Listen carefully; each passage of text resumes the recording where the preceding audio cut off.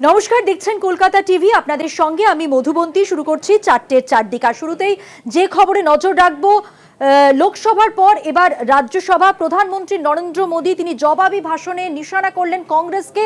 রাজ্যসভার যে জবাবি ভাষণ ছিল সেখানেও কিন্তু প্রধানমন্ত্রী একেবারে চাঁচাচোলা ভাষায় নিশানা করলেন কংগ্রেসকে। কংগ্রেস লোকসভায় 40টি আসনও পাবে না, মমতার কথাকে হাতিয়ার করলেন। তারপর কটাক্ষ মোদীর, তিনি যা যা বললেন আপনাদের সামনে তুলে ধরছি। ক্ষমতার জন্য গণতন্ত্রকে হত্যা করেছে কংগ্রেস, জরুরি অবস্থার কথা বলে কংগ্রেসকে এভাবেই নিশানা। কংগ্রেস আমলেই নকশালপন্থীদের বারবারন্ত। নরেন্দ্র মোদী তিনি পরিবারতন্ত্রের কথা উল্লেখ করেন আজকে তার ভাষণে। কংগ্রেসের নীতির কোনো গ্যারান্টি নেই, কংগ্রেস কিভাবে মোদীর গ্যারান্টি নিয়ে কথা বলে প্রশ্ন তুললেন নরেন্দ্র মোদী। কংগ্রেস নেতাদের আচরণে মানুষ ক্ষিপ্ত, চিন্তা ভাবনায় অনেক পিছিয়ে কংগ্রেস। কি বলেছেন নরেন্দ্র মোদী দেখুন।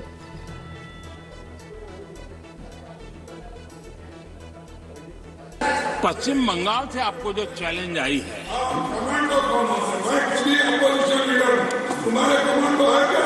और पश्चिम बंगाल से चैलेंज आई है कि कांग्रेस 440 पार नहीं कर पाएगी, 40 पार नहीं कर पाएगी। मैं प्रार्थना करता हूं कि आप 40 बचा पाए।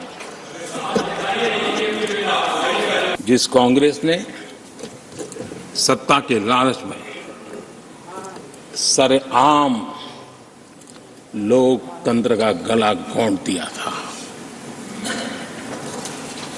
जिस कांग्रेस ने दर्जनों बार लोकतांत्रिक तरीके से चुनकर के आई सरकारों को रातों रात भंग कर दी थी, बर्खास्त कर दिया, जिस कांग्रेस ने देश की संविधान लोकतंत्र की मर्यादा को जेल के सलाखों के पीछे बंद कर दिया था, जिस कांग्रेस ने अखबारों पर ताले लगाने तक की कोशिश की, आवाज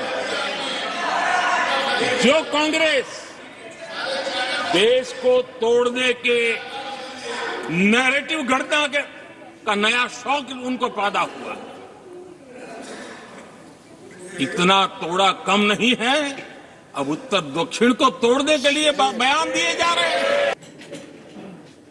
লোকসভার পর আজ রাজ্যসভায় জবাবি ভাষণে নরেন্দ্র মোদী যা যা বললেন আপনাদের সামনে তুলে ধরলাম, এবং এই মুহূর্তে সেই নিয়ে কথা বলবো। আমাদের সঙ্গে নিউজ রুম থেকে সরাসরি রয়েছেন আমার সঙ্গে পলিটিক্যাল এডিটর আমাদের আশিস চট্টোপাধ্যায়। আশিস দা, দুটো বিষয়, একটা হচ্ছে এক তো একেবারে চাঁচা ছোলা ভাষায় সংসদে দাঁড়িয়ে প্রধানমন্ত্রী কংগ্রেসকে আক্রমণ করলেন, এবং তার সুর, তার যে কথার সুর ছিল একেবারে বলা যেতে পারে তৃণমূল নেত্রী মমতা বন্দ্যোপাধ্যায়ের কথাকেই, তার মন্তব্যকে হাতিয়ার করেই আজকে তিনি যা যা বললেন সেটা বুঝতে পারলাম আমরা।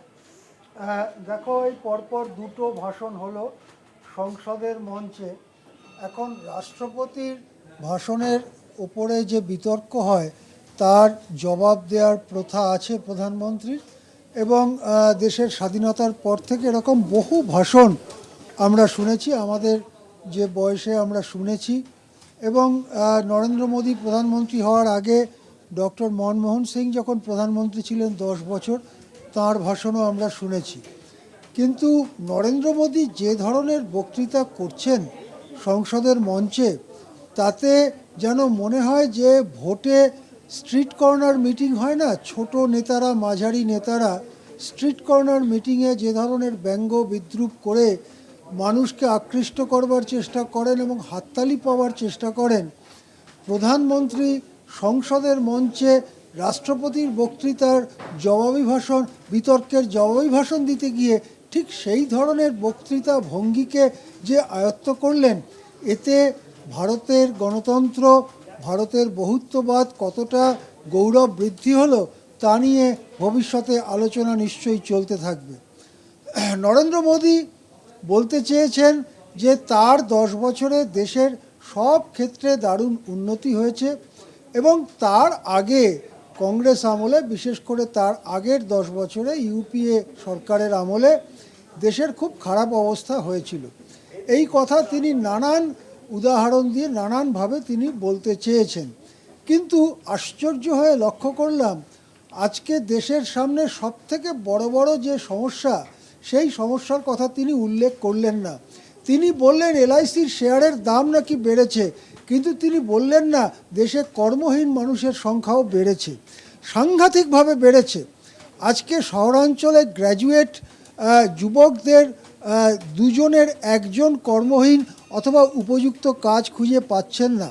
দেশের প্রধানমন্ত্রী এত গুরুত্বপূর্ণ বক্তৃতা দিচ্ছেন, দেশের যুবক কর্মহীনদের জন্য একটি কথাও তিনি বললেন না। নরেন্দ্র মোদী বললেন না যে সারা বিশ্বের ক্ষুধা সূচকে ভারতের জায়গা একেবারে পেছন দিকে, সেই কথা তার বক্তৃতায় কিন্তু অনুল্লেখিতই থেকে গেল। তিনি বললেন না এদেশে বৈষম্য কত বাড়ছে এবং ওপরের দিকের 1% মানুষের কাছে জাতীয় সম্পদের অর্ধেক কেন্দ্রীভূত হচ্ছে।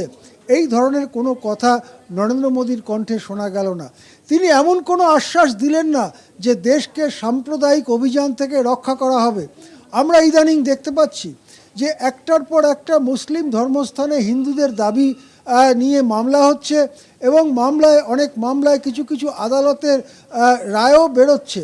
এবং আমাদের দেশে যে আইন রয়েছে যে কেবলমাত্র রাম মন্দিরের ঘটনাটা ছাড়া অন্য কোনো দেবস্থান স্বাধীনতার দিন যেমন ছিল তার চরিত্র বদলানো যাবে না, তা নিয়ে সেই আইনটি গুরুতর চ্যালেঞ্জের মুখে।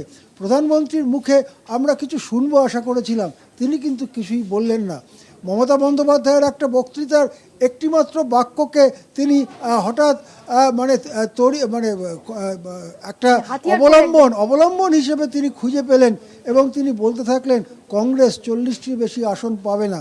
তবে আমরা যারা অনেক দিন ধরে রাজনীতি লক্ষ্য করছি, রাজনীতির ভাষ্য লক্ষ্য করছি, তাদের একটা পুরনো কথা মনে পড়ে। 2004 সালে লোকসভা নির্বাচন কয়েক মাস এগিয়ে এনেছিলেন অটল বিহারী বাজপেয়ী, তৎকালীন প্রধানমন্ত্রী। তখন উপপ্রধানমন্ত্রী ছিলেন লালকৃষ্ণ আদবানি। তাদের এত আত্মবিশ্বাস ছিল যে তারা লোকসভার ভোট এগিয়ে এনেছিলেন। তারা তখন স্লোগান দিয়েছিলেন ইন্ডিয়া ইজ শাইনিং, ভারত ঝলমল করছে, ইন্ডিয়ানস আর ফিলিং গুড, প্রত্যেক ভারতবাসীর সুখানুভূতি হচ্ছে। 2004 সালে কিন্তু সেই অটল বিহারী বাজপেয়ীকে হারতে হয়েছিল, মানে তাদের দলকে হারতে হয়েছিল। ডক্টর মনমোহন সিং পরবর্তী প্রধানমন্ত্রী হয়েছিলেন। এই যে এত ভাষণ, এই যে এত গর্বোদ্ধত ইঙ্গিত বিদ্রুপ, এর পরে ভারতবাসী নিশ্চয়ই সেগুলো বিচার করবেন বলে মনে হয়। হ্যাঁ মধুবন্তী, একদমই আশিসদা, এই জায়গা থেকে বারবার যে প্রসঙ্গটা আসছে যে তৃণমূল নেত্রীর মন্তব্য তাকে হাতিয়ার করে কংগ্রেসকে খোঁচা, কি বার্তা দিতে চাইলেন আসলে নরেন্দ্র মোদী আজকের ভাষণে? দেখুন, তৃণমূল নেতৃত্ব 40টি আসন কংগ্রেস পাবে কিনা সন্দেহ, এই কথা বলেছেন। সেটা একটা মুডে, একটা বিশেষ পরিস্থিতিতে তিনি সেই মন্তব্য করেছেন। কিন্তু কোথায় কে কি মন্তব্য করলো সমস্ত ছাঁকনি দিয়ে তুলে এনে ওই কথাটি বারবার বললেন, এই কারণে যে তিনি চান ইন্ডিয়া জোটের মধ্যে বিভেদ তৈরি করতে। একটু বিরত করছি, কংগ্রেস মুখপাত্র সৌম্য আইচরা এই মুহূর্তে আমাদের সঙ্গে টেলিফোন লাইনে রয়েছেন। সৌম্যবাবু, আপনাকে জানিয়ে রাখি আজকে জবাবি ভাষণে প্রধানমন্ত্রী নরেন্দ্র মোদী তিনি সংসদে দাঁড়িয়ে চাঁচাচোরা ভাষায় নিশানা করলেন কংগ্রেসকে। কি কি বলেছেন তার মধ্যে আপনাকে বলে রাখি যে তিনি বলেছেন, একেবারে চ্যালেঞ্জ ছুড়ে দিয়েছেন যে পশ্চিমবঙ্গ থেকে কংগ্রেস 40 পার করতে পারবে না, আমি চাই কংগ্রেস 40টি আসন রক্ষা করুক। এবং তিনি আরো বলেছেন যে ক্ষমতার জন্য গণতন্ত্রকে হত্যা করেছে কংগ্রেস, জরুরি অবস্থার কথা বলে নিশানা করেছেন কংগ্রেসকে এবং কংগ্রেস আমলে যে নকশালপন্থীদের বারবারন্ত হয়েছিল এই কথাও উল্লেখ করেছেন তিনি। আরো অনেক কিছু বলেছেন। কি বলবেন প্রধানমন্ত্রীর আজকের ভাষণে কংগ্রেসকে নিশানা করে যা যা বলেছেন সেই প্রসঙ্গে? না, মাননীয় প্রধানমন্ত্রী যে ভাষা বলেছেন বা যে কথা বলেছেন এইগুলো আমরা তো রোজই শুনি, এটা নতুন কথার কি আছে? এইসব পিন্ডি বুধর ঘাড়ে চড়িয়ে কি হবে? উনি 10 বছরে কি করেছেন সেটা আগে ভারতবর্ষের মানুষের কাছে বলুক না। ভারতবর্ষের মানুষের কাছে উনি একবার বলুক ওনার কার্যকরটা কি, কংগ্রেস কি করেছে তার থেকে ওনার। উনি 10 বছরে কি করেছেন? 10 বছরে তো এখানে জো বাইডেনের সরকার নেই, তবে ওনার সরকার, বিজেপির সরকার। আর একটা কথা উনি যেটা বলেছেন তৃণমূলের রেফারেন্স টেনে, আসলে তৃণমূল এবং ওনার কথার মধ্যে কোনো তফাৎ হয় না, কারণ রাজনৈতিক ভাবে তাদের পড়াশোনাটা তো একই আরএসএস এর স্কুলে। তারা দুজনেই চায় কংগ্রেস মুক্ত ভারত, আর উনি বাংলার মুখ্যমন্ত্রী চায় কংগ্রেস মুক্ত বাংলা। বলে একই ভাষায় কথা বলবে, একই সুরে কথা বলবে, একই রকম কথা বলবে, এই তো সব, তাতে আমাদের কিছু এসে যায় না। ভারতবর্ষের মানুষ তার দৈনন্দিন জীবন জীবিকার উপরে, তাদের অভিজ্ঞতার উপরে ভোট দেবে। ফলে দিদি কি বললো আর দাদা কি বললো তা দিয়ে কংগ্রেসের কিছু আসবে যাবে বলে আমাদের মনে হয়। সৌম্যবাবু, এক্স হ্যান্ডেলে ডেরেক ওব্রায়েন তিনি বলেছেন যে নরেন্দ্র মোদী তার ভাষা যা তিনি আজকে ভাষণে বলেছেন, তার বক্তব্য সবকিছুই একেবারে ফাঁকা বুলি। ডেরেক বাবু বলেছেন, হ্যাঁ, ওনাকে অভিনন্দন, কিন্তু এই প্রতিবাদটা কতদিন রাখতে পারবেন সেটাও সন্দেহ। শুধু এক্স হ্যান্ডেলে বললে হবে? যখন পার্লামেন্টে যখন বিলগুলো আসবে, বিজেপির বিলগুলো আসে, তখন ডেরেক বাবুরা কি বিরোধিতা করেন নাকি শুধু অ্যাবস্টেন করে পালিয়ে যান, সেগুলো দেখতে হবে। অনেক ধন্যবাদ কথা বলার জন্য। কথা বললাম কংগ্রেস মুখপাত্র সৌম্য আইচ রায়ের সঙ্গে। আশিস দা, যে প্রসঙ্গে ছিলাম আমরা, হ্যাঁ, আমরা যেটা বলছি যে সাধারণ মানুষের 140 কোটি ভারতবাসীর যে মূল সমস্যাগুলো, সেগুলোর মধ্যে না গিয়ে তিনি বিদ্রূপে, রসে,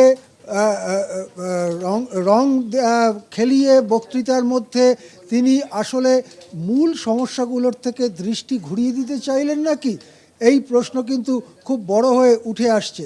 যেমন ধরুন, আজকে গোটা দেশে পরিবেশের প্রশ্ন, জল জঙ্গলের প্রশ্ন যা ক্রমাগত দখল হয়ে যাচ্ছে, এসব প্রশ্ন নিয়ে একজন দেশ নেতার যেভাবে রাষ্ট্রপতির ভাষণের বিতর্কের ওপর জবাবে বলা উচিত, তাকে তিনি বললেন।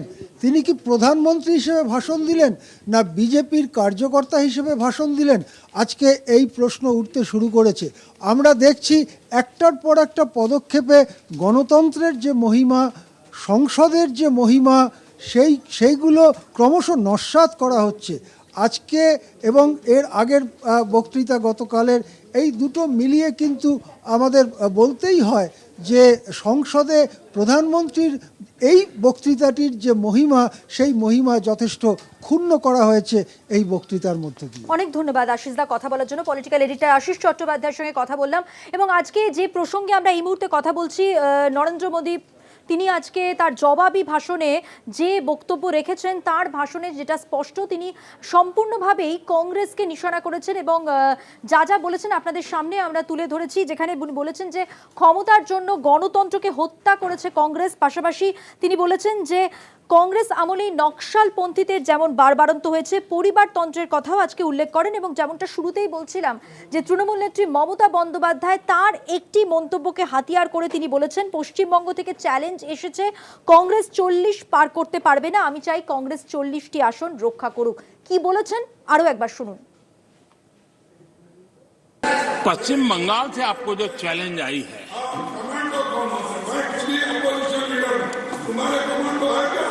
और पश्चिम बंगाल से चैलेंज आई है कि कांग्रेस 440 पार नहीं कर पाएगी, 40 पार नहीं कर पाएगी। मैं प्रार्थना करता हूं कि आप 40 बचा पाए।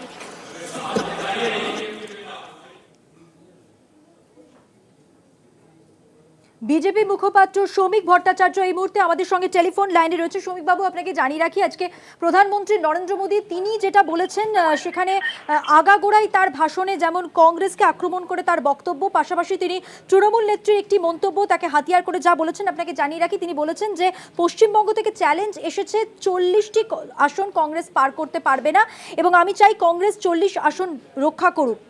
এর পাশাপাশি আপনাকে জানিয়ে রাখি, সৌম্য আইচ রায় কংগ্রেস মুখপাত্র, তার সঙ্গে আমরা কথা বলেছিলাম, তার প্রতিক্রিয়ায় তিনি যেটা বলেছেন, দুজনেই একই সুরে কথা বলেছেন, এটাই তো স্বাভাবিক। পাশাপাশি ডেরেক ওব্রায়েন তিনি বলেছেন যে আজকে নরেন্দ্র মোদী যা বলেছেন সম্পূর্ণটাই তার ফাঁকা বুলি। দেখুন, আপনার পারিবারিক অশান্তি যদি আপনি না মেটাতে পারেন, বিয়ের 4 বছর পরে যদি আপনি হঠাৎ বলেন বউ কেন কালো, তাহলে এটা নিয়ে তো কোনো বিতর্ক হতে পারে না, মানুষও সেটাকে গ্রহণ করবে না। তৃণমূল কংগ্রেসের গর্ভ থেকে জন্ম নিয়েছে, তারা একই পূর্বসূরীদের ঐতিহ্য বহন করতে, তাদের দৃষ্টিভঙ্গি, তাদের মানসিকতা, তাদের সংস্কৃতি, তাদের রাজনৈতিক রুচি, দেশকে দেখার তাদের যে রঙের চশমা, এ সমস্ত কিন্তু ভারতবর্ষের মানুষ দেখেছে দীর্ঘদিন ধরে। কংগ্রেস এই দেশের অর্থনীতিকে কোথায় পৌঁছেছিল, আর গত 10 বছরে ভারতের অর্থনীতি কোথায় গেছে?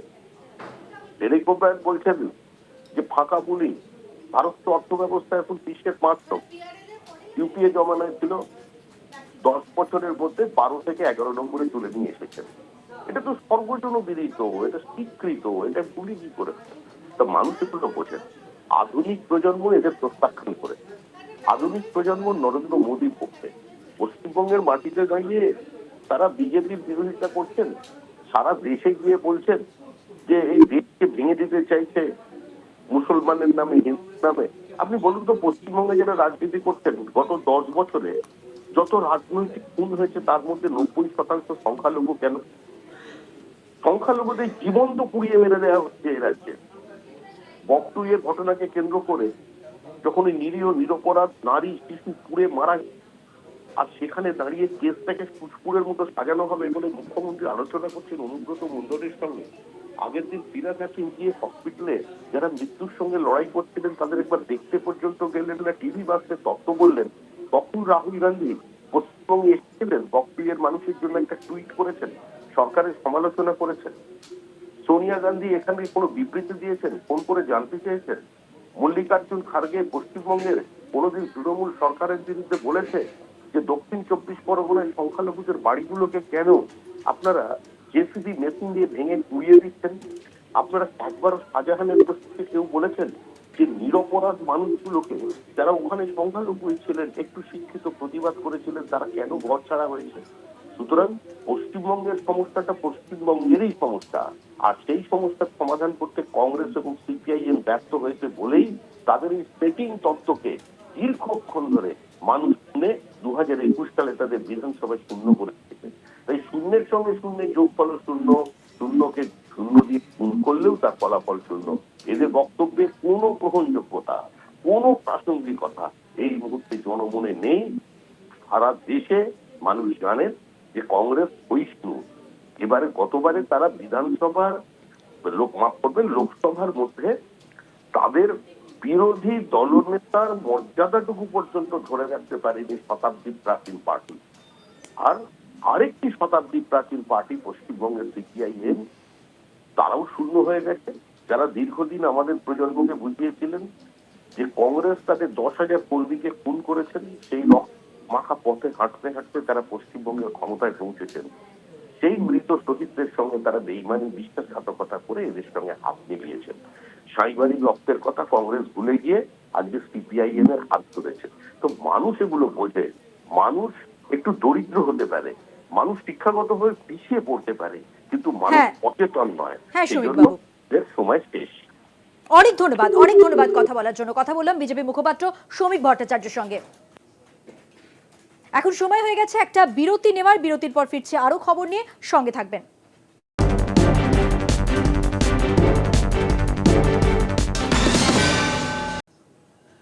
এবার যে খবরে নজর রাখবো, দিল্লিতে আবগারি দুর্নীতি মামলা কেজরিওয়াল, তাকে এবার সমন পাঠানো হলো। রাউস অ্যাভিনিউ যে আদালত রয়েছে সেই আদালতের পক্ষ থেকে সমন পাঠানো হলো কেজরিওয়ালকে। 17 ফেব্রুয়ারির মধ্যে তাকে হাজিরার নির্দেশ দেওয়া হয়েছে। এর আগেও আমরা দেখেছি তিনি বারবারই হাজিরা এড়িয়েছেন, এবং এখন যে খবর জানা যাচ্ছে দিল্লিতে এই আবগারি দুর্নীতি মামলায় সমন পাঠিয়েছে রাউস অ্যাভিনিউ আদালত। আরো বিস্তারিত জানবো, আমাদের সঙ্গে রয়েছেন আমাদের প্রতিনিধি টেলিফোন লাইনে পল্লব চট্টোপাধ্যায়। পল্লব, কি খবর রয়েছে, আদালতের নির্দেশ ঠিক কি? আসলে দিল্লি এক্সাইজ পলিসি, যেটা সেই পলিসির সূত্রে আপ নেতারা দুর্নীতিতে যুক্ত এমনটাই সিবিআই এর অভিযোগ ছিল। সেই সিবিআই এর মামলা সূত্রে ইডি পরে এই মামলায় যুক্ত হয়। সেই মামলার তদন্তে ইডি কেজরিওয়ালকে অন্তত 5 বার সমন পাঠায় হাজিরার জন্য, কিন্তু নানা অজুহাতে তিনি সেই সমনগুলো পাশ কাটিয়েছেন। কিন্তু ইডি এবার সেই পুরো বিষয়টা রাউস অ্যাভিনিউ কোর্টের সামনে হাজিরা করে যে আমরা বারংবার সমন পাঠানো সত্ত্বেও তিনি আসছেন না। এই অভিযোগ সূত্রে অভিযোগটাকে মান্যতা দিয়ে সেখানকার অ্যাডিশনাল চিফ মেট্রোপলিটন ম্যাজিস্ট্রেট নির্দেশ দিয়েছেন 17 ফেব্রুয়ারি কেজরিওয়ালকে ইডি দপ্তরে হাজিরা দিতে হবে। এটা চূড়ান্ত নির্দেশ, যদিও এই নির্দেশটাকেও তিনি চ্যালেঞ্জ করে উচ্চ আদালতে যেতে পারেন, কিন্তু এখন সেটা দেখার তিনি কি স্টেপ নেন। ধন্যবাদ। কথা বললাম আমাদের প্রতিনিধি পল্লব চট্টোপাধ্যায়ের সঙ্গে। অর্থাৎ চূড়ান্ত যে নোটিশ পাঠানো হয়েছে সেখানে রাউস অ্যাভিনিউ আদালতের পক্ষ থেকে নির্দেশ দেওয়া হয়েছে যে 17 ফেব্রুয়ারি তার মধ্যে কিন্তু হাজিরা দিতে হবে, এমনই নির্দেশ। এবং যেমনটা জানা যাচ্ছে দিল্লির আবগারি দুর্নীতি মামলা, সেই মামলায় বারবারই আমরা দেখেছি যে তিনি হাজিরা এড়িয়েছেন। এবার রাউস অ্যাভিনিউ আদালত যে নির্দেশ দিল সেখানে কিন্তু তাকে যেটা নির্দেশ দেওয়া হয়েছে 17 ফেব্রুয়ারিতে তাকে কিন্তু চূড়ান্ত নোটিশ দেওয়া হয়েছে, তাকে হাজিরা দিতেই হবে। যে খবরে আমরা নজর রেখেছি, অত্যন্ত গুরুত্বপূর্ণ খবর, 17 ফেব্রুয়ারির মধ্যে হাজিরার নির্দেশ বারবার কেজরিওয়াল এই যে মামলা এখানে তাকে হাজিরার যে নির্দেশ দেওয়া হয়েছিল এর আগে তিনি কিন্তু সমন এড়িয়েছেন, তিনি হাজিরা দেননি এবং এরপর রাউস অ্যাভিনিউ আদালত তার পক্ষ থেকে যে নির্দেশ দেওয়া হলো 17 ফেব্রুয়ারি তাকে হাজিরা দিতে হবে, এই নির্দেশ কিন্তু চূড়ান্ত এবং তাকে দিল্লিতে আবগারি দুর্নীতি মামলা, যে মামলায় তাকে হাজিরা দেওয়ার কথা বলা হয়েছিল, তাকে নির্দেশ দেওয়া হয়েছে, তাকে হাজিরা দিতে হবে।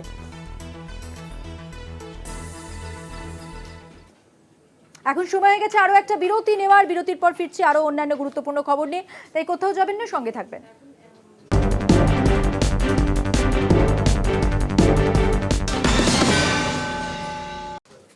ফিরে এলাম বিরতির পর। এবার যে খবরে নজর রাখবো, আজ সাঁতরাগাছিতে যে সভা করেন মুখ্যমন্ত্রী মমতা বন্দ্যোপাধ্যায় এবং কিছু প্রকল্পের উদ্বোধন করেন, সেখানে তিনি যে বক্তব্য রাখেন সেই বিষয়ে এবার আলোকপাত করব। 100 দিনের কাজে বাংলা 1 নম্বর তিনি দাবি করেছেন এবং তিনি বলেছেন তবু টাকা বন্ধ করে দিয়েছে কেন্দ্র। বাংলার বঞ্চনা নিয়ে আমরা দেখেছি মমতা বন্দ্যোপাধ্যায় এর আগেও বারবার সরব হয়েছেন, আজও তার ভাষণে সেটাই উঠে এসেছে। সময় লাগবে তিনি বলেছেন, তবু বাংলার শ্রমিকদের প্রাপ্য টাকা ফেরত দেবেন। বাংলার জন্য আগামীতে অনেক পরিকল্পনা, এমনটাই বলেছেন মুখ্যমন্ত্রী মমতা বন্দ্যোপাধ্যায়। আর কি বলেছেন শুনুন। আগামী দিনও কি করব শুনলে চমকে যাবেন। আগাম তো সব কিছু বলতে নেই, প্ল্যানিং নিশ্চয়ই মাথায় থাকে। সুতরাং আগামী দুর্গাপুজোয় আপনি কি কাপড় জামা কিনবেন, কত টাকা খরচা করবেন, বছরের প্রথমে আপনাকে তার হিসেব রাখতে হয়। ঈদে কত খরচা করবেন, কত খরচা হবে, আগে থেকে হিসেব রাখতে হয়। তাই আপনাদের বলি, আমি আপনাদের পাহারাদার, আমি জমিদার নই, আমি জোরদার নই, আমি সরকারে থাকি একজন সাধারণ নাগরিক হিসেবে, আমি আপনাদের পাহারাদার হিসেবে থাকি। আমি আগেও যা বলেছি এখনও তাই বলছি।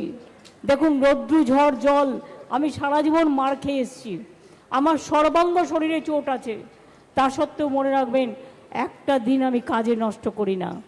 আমাদের ধর্ণা আজও চলছে এবং আগামী 13 তারিখ পর্যন্ত চলবে এবং আমি চালিয়ে যাব। আর আপনাদের এটা বলবো, হয়তো আমার একটু সময় লাগবে, কিন্তু আপনাদের আমি মুখে হাসি ফোটাবই, এটা আমার কাজ। চোখ রাখবো পরের খবরে। সন্দেশখালীতে ইডি আধিকারিকদের আক্রান্ত হওয়ার ঘটনা এবং এই ঘটনায় যে নির্দেশ এসছে সেটা আপনাদের জানিয়ে রাখি যে সন্দেশখালী কাণ্ডের যে তদন্তে একক বেঞ্চের সিট গঠনের নির্দেশ, সেই নির্দেশে অন্তর্বর্তী স্থগিতাদেশ দেওয়া হয়েছে। একই সঙ্গে রাজ্য পুলিশের তদন্তেরও অন্তর্বর্তী স্থগিতাদেশ। নির্দেশ প্রধান বিচারপতির ডিভিশন বেঞ্চের সন্দেশখালীর মামলায় আগামী 6 মার্চ পর্যন্ত স্থগিতাদেশ হাইকোর্টের, ফলে অন্তত 1 মাস পিছিয়ে গেল এই তদন্ত। আরো বিস্তারিত জানাচ্ছেন আমাদের প্রতিনিধি পীযূষ কান্তি নাগ। দেখুন।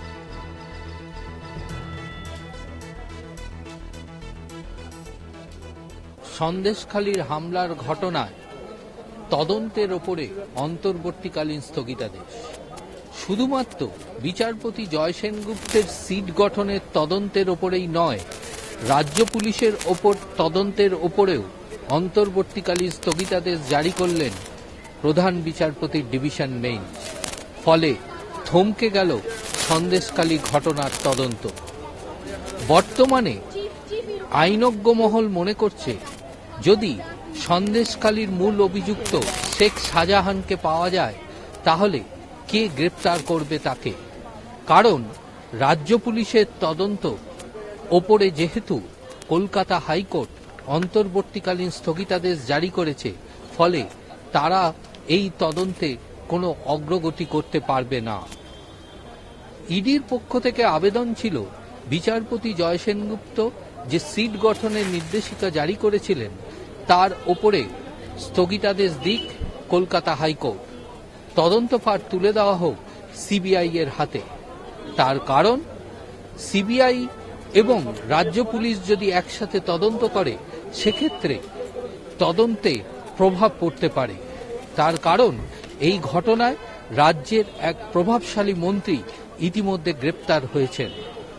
তাই সরাসরি তদন্তভার সিবিআইয়ের কাছে দেওয়া হোক।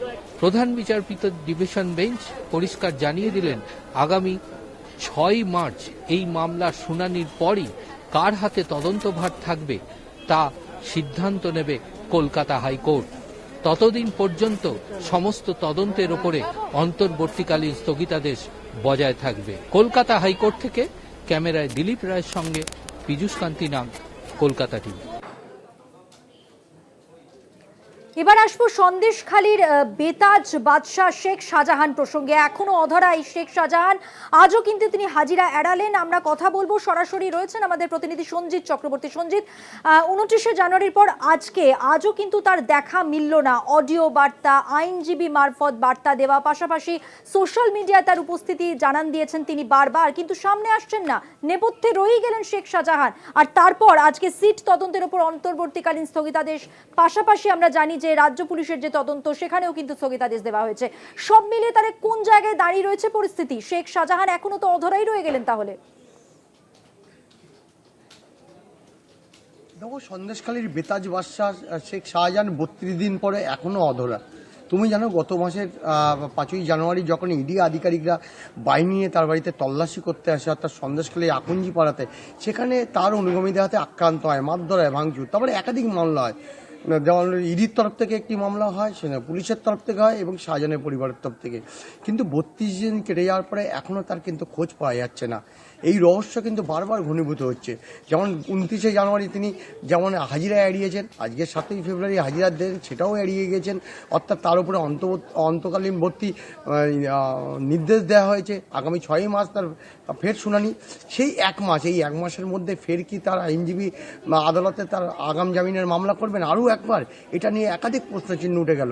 আমরা আজকে সারাদিন সন্দেশখালীতে যে বারবার দেখাচ্ছিলাম, সন্দেশখালী যে বিশেষ করে আকঞ্জি পাড়ায় যে শেখ শাহজাহানের ভাই শেখ আলমগীর, তার সঙ্গে কথা বলছিলাম। তিনি যেটা বলছিলেন যে তারা আইনের ওপর পূর্ণ আস্থা আছে এবং এটা বিচারাধীন যেহেতু মামলা, যার কারণে তিনি বলছেন যে হয়তো কোনো আইনজীবীর মারফত বা অন্য কিছু নিয়ে তিনি আগামী দিন সামনে আসবেন।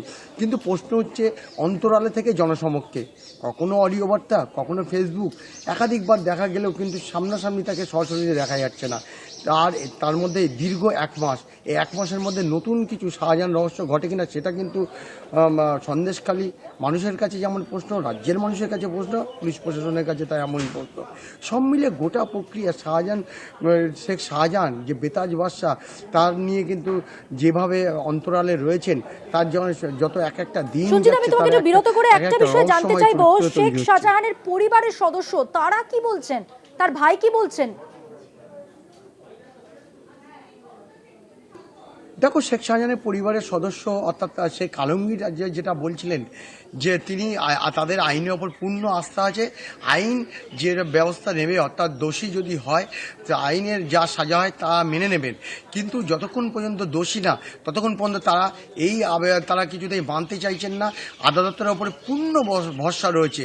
পাশাপাশি এটাও দাবি করেছেন, গত 1 মাস ধরে যেভাবে একদিকে শেখ শাহজাহানের বাড়িতে সিসিটিভি ক্যামেরা, পুলিশের আনাগোনা, পরিবার একেবারে ঘরবন্দি, বাইরে বেরোতে পারছে না, তারা যেন কোনো জায়গায় একটা নিষ্পত্তি চাইছে। অর্থাৎ কোনো জায়গায় মানে একেবারে ঘরবন্দি থেকে তারা বেরোতে চাইছে। কিন্তু প্রশ্ন হচ্ছে, যে ঘটনা ঘটেছে তারপর থেকে যে একের পর এক মামলা, আইনজীবীর পক্ষ থেকে মামলা, বিশেষ করে শেখ শাহজাহানের পরিবার তরফ থেকে আইনজীবী মামলা করছেন, ইডির মামলা, পুলিশের সুমোটো মামলা, কোনো একটা জায়গা কিন্তু এই 32 দিন ধরে প্রতিটা দিন, প্রতিটা ঘন্টা তাদের কাছে একটা যেন বিভিন্ন সময় বিভীষিকা হয়ে দাঁড়িয়ে রয়েছে। তারা চাইছে এই যে শেখ শাহজাহানের ঘটনা, যেটা অনুগামীদের হাতে আক্রান্ত হয়েছে, ইডি আক্রান্ত হয়েছে, তারা একদিকে যেমন তিনি বলেছেন এটা কোনোভাবেই কাম্য ছিল না, এই ঘটনা না হলেই ভালো। তিনি আইনজীবীর সঙ্গে যোগাযোগ করছেন, কারণ আইনজীবী যেভাবে এই বিচার প্রক্রিয়ায় অংশ নিচ্ছেন এবং শেখ শাহজাহানের যে বার্তা পৌঁছে দিচ্ছেন, তাহলে সেইখানে কোথাও তো একটা যোগসূত্র তৈরি হচ্ছে। একেবারে ঠিক। একটা তুমি ভার্চুয়ালে হয়তো যোগসূত্র রয়েছে, আইনজীবীর সঙ্গে কথা বলছে, তার আইনজীবী বারাসাত আদালতে গিয়ে তার জামিনের আবেদন করছেন, তারপরে তিনি সশরীরে আসছেন কিনা। কিন্তু প্রশ্ন হচ্ছে আসছেন না এই কারণে, যেটা তার বাড়ির তরফ থেকে একটা বারবার বলার চেষ্টা করা হচ্ছিল, তিনি যেহেতু আইনজ্ঞের পরামর্শ নিচ্ছেন, যার কারণে তিনি সামনে আসতে চাইছেন না।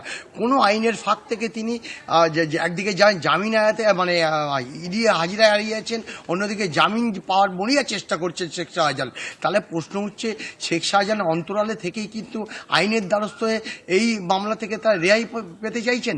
এটাই যেমন সন্দেশখালী মানুষের প্রশ্ন, এটা রাজ্যের মানুষের প্রশ্ন, কিন্তু পুলিশের কাছে মাথা ব্যথার কারণ।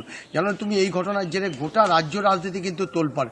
বিরোধীরা যেমন শাসক দলের উপরে এক হাত দিয়েছে সামনে, এবং শাসক দল কিন্তু এইটা নিয়ে তারা ডিফেন্ড করতে চাইছে। এখন অভিযোগ পাল্টা অভিযোগের সন্দেশকালে কিন্তু একেবারে উত্তপ্ত হয়ে রয়েছে। একদিকে যেমন বিজেপি নেতাকর্মী সমর্থকরা মিছিল করছেন, অন্যদিকে পাল্টা তৃণমূল নেতৃত্ব মিছিল করছে বিভিন্ন বিষয় এই শেখ শাহজাহান নিয়ে, কখনো কেন্দ্রীয় বঞ্চনা নিয়ে, সব নিয়ে গোটা প্রক্রিয়ার ওপরে কিন্তু শেখ শাহজাহানের যে রহস্য ঘনীভূত হচ্ছে, যত দিন চলে যাচ্ছে তত কিন্তু একের পর এক পরকে রহস্য রয়েছে। আর এই 6 তারিখে অর্থাৎ এখনও প্রায় 1 মাস বাদে আবার ফের শুনানি। তাহলে এই 1 মাস, আজকে 7ই ফেব্রুয়ারি, আগামী 6ই মার্চ ফের শুনানি। তাহলে এই 1 মাসের মধ্যে প্রায় কিন্তু তিনি আবার নতুন করে কোনো জামিনের আবেদন করবে, আইনজ্ঞের পরামর্শ নিয়ে নতুন আইনের ফাঁক খুঁজতে চাইছেন, মানে জামিনের জন্য তিনি চেষ্টা করছেন। অন্যদিকে মরিয়া হয়ে রয়েছেন, অর্থাৎ শেখ শাহজাহান কোনো মতে এই কেস থেকে বেরোতে চাইছেন। কিন্তু প্রশ্ন উঠছে, একের পর এক অভিযোগ, যেভাবে ইডি অভিযোগ করেছে, পাল্টা পুলিশ অভিযোগ করেছে, শাহজাহানের পরিবার অভিযোগ করেছে, একাধিক মামলা রুজু হয়েছে, তার বাড়িতে নোটিশ রয়েছে, একাধিক ইডি, যেমন তুমি জানোই তো, মানে মানি লন্ডারিং কেসেই আজকে হাজিরার নোটিশ দিয়েছিল ইডি, আজকে এড়িয়েছে। পাশাপাশি 29শে জানুয়ারি হাজিরা এড়িয়েছে। একের পর এক অভিযোগ, কিন্তু এর মধ্যে থেকে শাহজাহান শেখ কি কোনো রকম আইনের ফাঁক থেকে বেরিয়ে আসার চেষ্টা করছে? এটাও কিন্তু সন্দেশখালী মানুষের প্রশ্ন। পাশাপাশি তার পরিবার চাইছে, আদালতের ওপর পূর্ণ ভরসা আছে, আদালত যে সিদ্ধান্তে তারা দেবেন সেটা মাথা পেতে নেবে। যতক্ষণ পর্যন্ত শেখ শাহজাহান দোষী অর্থাৎ অপরাধী অভিযুক্ত হচ্ছেন না, ততক্ষণ পর্যন্ত তারা মানতে চাইছেন না। অর্থাৎ আইনের ওপর তাদের পূর্ণ সমর্থন আছে আর বিশ্বাস আছে।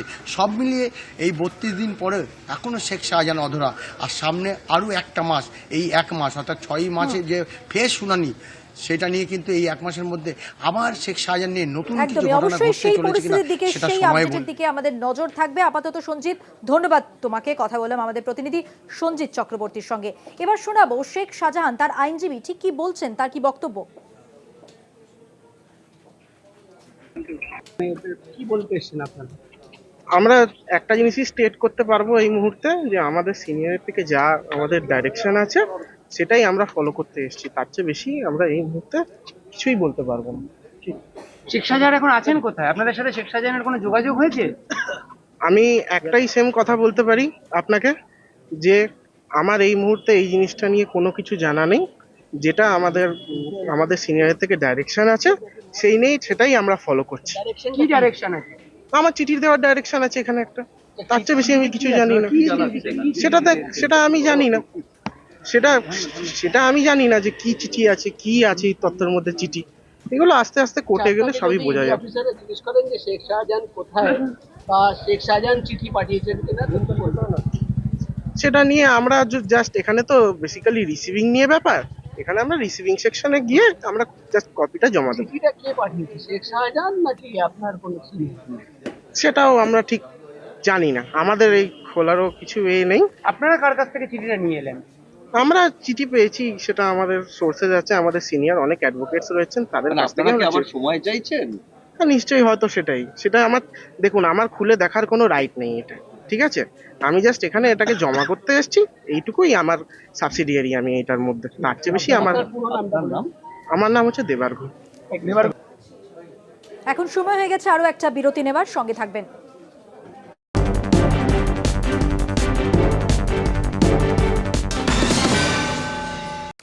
ফিরে এলাম বিরতির পর। এবার যে খবরে নজর রাখবো, দেব তিনি এবার তার ফেসবুকে যা পোস্ট করলেন তা নিয়ে জল্পনা শুরু হয়ে গেছে। ইতিমধ্যে আমরা জানি যে তিনি 3টি কমিটি থেকে যখন পদত্যাগ করেন তাকে নিয়ে রাজনৈতিক তরজা তুঙ্গে ছিল।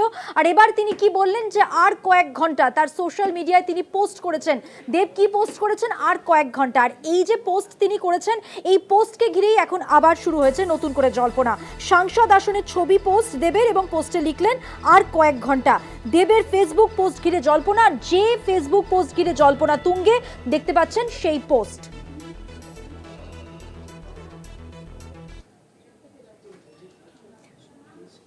বিশেষ প্রতিনিধি দেবজ্যোতি ঘোষ আরো বিস্তারিত তুলে ধরবেন এই তথ্য। দেবজ্যোতি।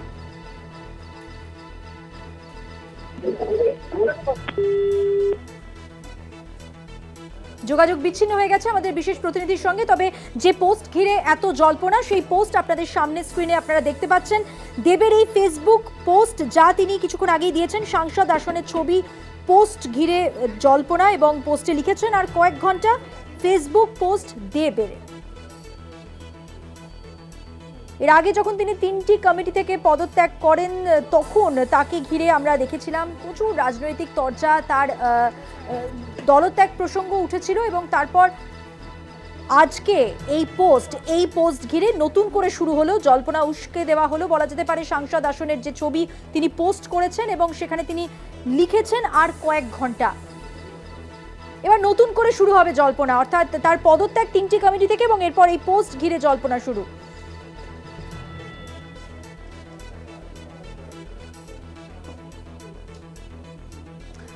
যে ছবি আপনারা দেখতে পাচ্ছেন, এই পোস্টকে ঘিরে নতুন করে জল্পনা শুরু হয়ে গেছে। দেবের ফেসবুক পোস্ট, তাকে ঘিরে জল্পনা। দেখতেই পাচ্ছেন সাংসদ আসনের ছবি দিয়েছেন এবং সেখানে লিখেছেন আর কয়েক ঘন্টা। আর এই যে তার ছবি এবং তার সঙ্গে আর কয়েক ঘন্টা, এই 3টি শব্দ, এটাকে ঘিরেই নতুন করে জল্পনা।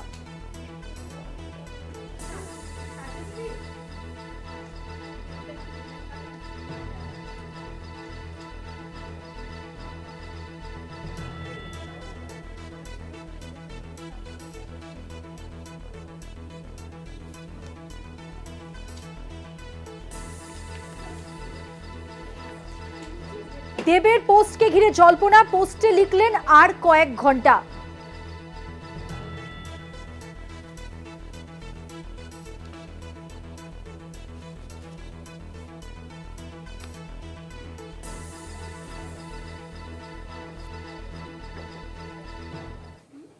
তৃণমূল সাংসদ তথা অভিনেতা দেব তার আচমকা ইস্তফা ঘিরে আমরা দেখেছিলাম রাজ্য রাজনীতি একেবারে সরগরম হয়ে উঠেছিল, এবং লোকসভা নির্বাচনের ঠিক আগে, যেমনটা আপনাদের বলছিলাম একটু আগেই, যে 3টি সরকারি কমিটি, এবং সেই কমিটিগুলি থেকে তিনি আচমকাই পদত্যাগ করেন, এবং তারপর আজকে যে পোস্ট আপনাদের দেখালাম, সেই পোস্ট ঘিরে নতুন করে শুরু হয়ে গেছে জল্পনা। দীপক অধিকারী, তিনি বিস্ফোরক, তাকে ঘিরে যা যা মন্তব্য রাজনীতিবিদরা করেছিলেন, এবং সেই ঘটনার পর আপনাদের জানি রাখি তৃণমূলের প্রাক্তন বিধায়ক তথা জেলা পরিষদের সদস্য শঙ্কর দলুই, তিনিও কিন্তু বিস্ফোরক মন্তব্য করেছেন। শঙ্কর দলুইয়ের একটি অডিও ক্লিপ ভাইরাল হয়েছে, যার সত্যতা যাচাই করেনি কলকাতা টিভি। অডিও ক্লিপে শঙ্কর দলুইকে দেবকে নিয়ে যে বিস্ফোরক কথা বলতে শোনা গেছে তা আপনাদের শোনাবো। দেব কাজ পিছু 30% কমিশন নেন বলে মন্তব্য করেছেন প্রাক্তন বিধায়ক। আর গোটা বিষয়টি মুখ্যমন্ত্রী জানেন, এমনটাও তিনি দাবি করেছেন। শঙ্কর দলুই ঠিক কি বলেছেন, কি দাবি করেছেন, দেখুন। এমপি ল্যাড থেকে মানে 30% কমিশন চাইছে। দিদি বলছে তুই ছেড়ে দে, ওর কাজটা করিসনি, ছেড়ে দে। কিন্তু দিদি তো এটা, আমি তো দিদিকে বলেছি, দিদি তো এটা জানে, জেনেও তোকে সাপোর্ট করেছে। কেন করেছে না, ওকে আমার রাজনীতিতে প্রয়োজন। কাজেই ভালো মন্দ এখানে সততা বলে কিছু নেই, নেই কারো কাছে, সততার মূল্যও নেই। এখানে যে যত চুরি জুয়াচুরি বাটপাড়ি করতে পারো তাই হচ্ছে হিরো। আর ওদের কাছে ওই কলকাতায় কোটি কোটি টাকা পৌঁছাতে পারবে, তারা হচ্ছে সত্যিকারের যে রাজনীতি এই জায়গায় গেছে। শঙ্কর দলুইয়ের অডিও নিয়ে দেবকে তুলোধনা বিজেপি বিধায়ক হিরণ চট্টোপাধ্যায়। দেব কয়লাকাণ্ডে যুক্ত, এনামুল হকের কাছ থেকে টাকা নিয়ে সিনেমা তৈরি করেছে বলে দাবি বিজেপি বিধায়কের। আর গত 2.5 বছর ধরে বিরোধী দলনেতা শুভেন্দু অধিকারী এবং হিরণ এই একই কথা বলছেন বলে দাবি। ইডি সিবিআই যা করছে তা সঠিক বলেও দাবি হিরণ চট্টোপাধ্যায়। দেখুন। শঙ্কর দলুই মহাশয়, যিনি বর্তমানে ঘাটাল সাংগঠনিক তৃণমূল কংগ্রেসের চেয়ারম্যান, জেলা পরিষদের নেতা, প্রাক্তন বিধায়ক, তিনিও একই কথা বলছেন। আজকে স্থানীয় সংবাদে আমরা একটা অডিও ভাইরাল শুনেছি, সেখানে আমরা শুনে যেটা আমরা দেখলাম বা শুনলাম, সেখানে শঙ্কর দলুই মহাশয় সরাসরি দাবি করছেন প্রকাশ্যে যে দেবের কাছ থেকে কাজ চাইতে গেলে 30% কমিশন দিতে হয়, না হলে কাজ পাওয়া যায় না। এবং সেটা যখন তিনি তার দিদিকে জানান, দিদি পর্যন্ত বলেন ঠিক আছে ওই কাজটা ছেড়ে দিয়ে কাজটা করতে হবে না। এবং তাতে ওনার যে হতাশা, সে হতাশার সঙ্গে তিনি বলেছেন যে আমার দলে যদি কোটি কোটি টাকা আমরা দিদিকে না পাঠাতে পারি, কলকাতায় না পাঠাতে পারি, কালীঘাটে না পৌঁছতে পারি, তাহলে কিন্তু আমরা কোনো বড় ধরনের নেতা হতে পারবো না। এটা শঙ্কর দলুই মহাশয়ের যে বক্তব্য আমরা স্থানীয় সংবাদ থেকে শুনেছি, সেখান থেকে আপনাকে আজকে সব ক্যামেরার সামনে আমরা বলছি, আমি বলছি, সারা বাংলার মানুষ শুনছে দেখছে, তারা বলছে। তার মানে যে গত 2.5 বছর ধরে মাননীয় বিরোধী দলনেতা শুভেন্দুবাবু এবং আমরা যে অভিযোগ করছিলাম এবং সিবিআই এবং ইডি দুজনে মিলে তারা যে ইনভেস্টিগেশনস করছে, তার সত্যতা আজকের এই যে অডিও ভাইরাল সেখান থেকে কিছুটা হলেও প্রমাণিত হচ্ছে। আর এবার শোনাবো এই হিরণ চট্টোপাধ্যায়ের মন্তব্যের প্রেক্ষিতে তৃণমূল নেতৃত্বের কি বক্তব্য, হিরণ চট্টোপাধ্যায়কে নিশানা করে কি বলছেন, পরপর শোনাবো। দেব দুর্নীতিগ্রস্ত বলেছেন, সেটা ওদের অসত্য কথা বলা স্বভাব, তাই বলেছেন। দেব অত্যন্ত স্বচ্ছ ছেলে এবং আমি যতদূর ওকে চিনি বা জানি, ওর এখান থেকে কাটমানি খাওয়ার কোনো প্রয়োজন নেই। ও যথেষ্ট প্রতিষ্ঠিত একজন শিল্পী এবং সেই হিসেবে যথেষ্ট ভালো আর্থিক অবস্থা তার ভালো। কিন্তু আঞ্চলিকভাবে কেউ তার নামে দল তো তার বিরুদ্ধে কিছু বলেনি, মমতা বন্দ্যোপাধ্যায় কিছু বলেননি, আমাদের দলের কোনো আধিকারিক কিছু বলেনি। স্থানীয় স্তরে কে টম ডিখারি কি বললেন, এটা নিয়ে দেবের কিছু এসে যায় না, আমাদেরও কিছু এসে যায় না, এবং তাতে আমার মনে হয় না তাদের দেবের কোনো ইমেজ নষ্ট। তৃণমূল কংগ্রেসের কোনো রকম খারাপ ধারণা নেই। দেব অত্যন্ত সৎ, পরিচ্ছন্ন এবং অত্যন্ত দেশপ্রেমী। তার দীর্ঘ কার্যকলাপের মধ্য দিয়ে আমরা কিন্তু সেই রকমই তার কাছ থেকে প্রত্যাশিত ব্যবহার পেয়েছি। আজকে যে বিষয়টি ভাইরাল হয়েছে, আমাদের ঘাটালের বিধায়ক শঙ্কর দলুইয়ের নাম করে যেটা এই মুহূর্তে প্রচারিত হচ্ছে, শঙ্করবাবুর কাছ থেকে আমরা যা জানলাম যে তিনি এই জাতীয় কথা বলেননি। আধুনিক প্রযুক্তিকে ব্যবহার করে কেউ বা কারাও তার কণ্ঠ নকল করে কাজ করেছে। এই ভিডিওর সঙ্গে তার কোনো রকম সম্পর্ক নেই বলে তিনি জানিয়েছেন। চোখ রাখবো পরের খবরে। ভূপতিনগরের জুখিয়া, সেখানে বিজেপি কর্মীদের ওপর পুলিশি নির্যাতনের অভিযোগ। বিরোধী দলনেতা শুভেন্দু অধিকারী এই অভিযোগ করেছেন। মেদিনীপুরের ভূপতিনগরে তিনি তার যে কর্মসূচি ছিল সেখানে গিয়েছিলেন এবং তিনি যে অভিযোগ করেছেন বিজেপি কর্মীদের ওপর পুলিশি নির্যাতন হয়েছে। আরো বিস্তারিত জানবো, আমাদের সঙ্গে সরাসরি রয়েছেন আমাদের প্রতিনিধি সমীরণ সাউ। সমীরণ, ঠিক কি অভিযোগ বিরোধী দলনেতার, কি জানতে পারছো?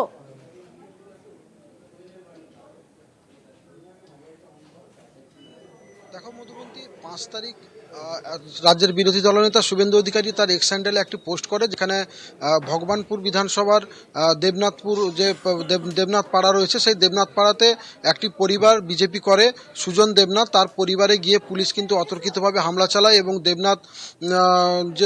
দেবনাথ পাড়ার সেই সুজন দেবনাথকে খোঁজ খবর শুরু করে। যখনই তার পরিবারের লোকজনেরা বলে যে সুজন দেবনাথ বাড়িতে নেই, তখনই তার বাড়িতে চড়াও হয় পুলিশ এবং অকথ্য ভাষায় বাড়ির মহিলাদের গালাগালি দেওয়ার পাশাপাশি তাদের ভাতের থালা ছুঁড়ে দেয়, এমনটাই অভিযোগ করে বিজেপি এবং সুজন দেবনাথের পরিবারের লোকজন।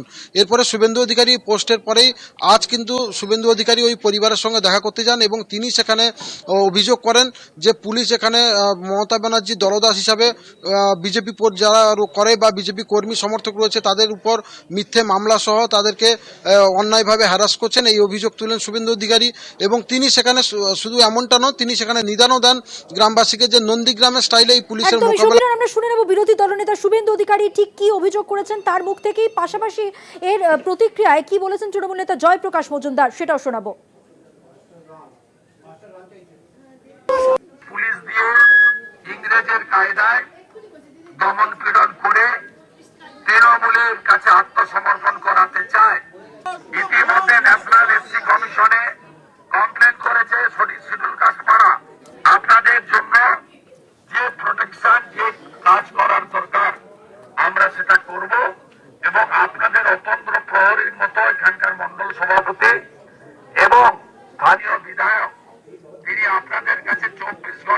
চৌকিদারের কাজ করছেন।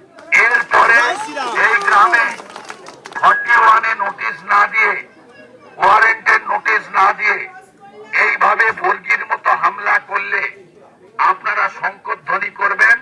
নন্দীগ্রামের কায়দায় যে ভাষায় উত্তর দিলে মমতা পুলিশ, চোর মমতার পুলিশ সেই ভাষায় উত্তর দেবেন শান্তিপূর্ণ গণতান্ত্রিক ভাবে। আইন শৃঙ্খলা দেখে পুলিশ, সমস্ত রাজ্যেই পুলিশ দেখে, রাজ্যের হচ্ছে দায়িত্ব ল অ্যান্ড অর্ডারের। সেটাকে বিঘ্নিত করার চেষ্টা সাধারণভাবে দেখেছি করে মাওবাদীরা, নকশালবাদীরা। পুলিশের বিরুদ্ধে আওয়াজ তোলে, পুলিশকে দেখলেই মারো, পুলিশকে দেখলে শাঁখ বাজিয়ে একত্রিত হও, তাদেরকে লাঠি তৈরি রাখো, এসব ভাষাতে হচ্ছে নকশালবাদীদের, মাওবাদীদের, যারা এই দেশের আইন কানুন মানতে চায় না। শুভেন্দু অধিকারী বিরোধী দলনেতা আমি যখন এই কথা বলছেন সংবিধানের অঙ্গীকার করে, তখন তার বিরুদ্ধে পুলিশ কেস হওয়া উচিত। তাকে গ্রেপ্তার করে এই সব ব্যবস্থা যদি না নেওয়া হয় তাহলে দেশে তো অরাজকতা তৈরি হবে।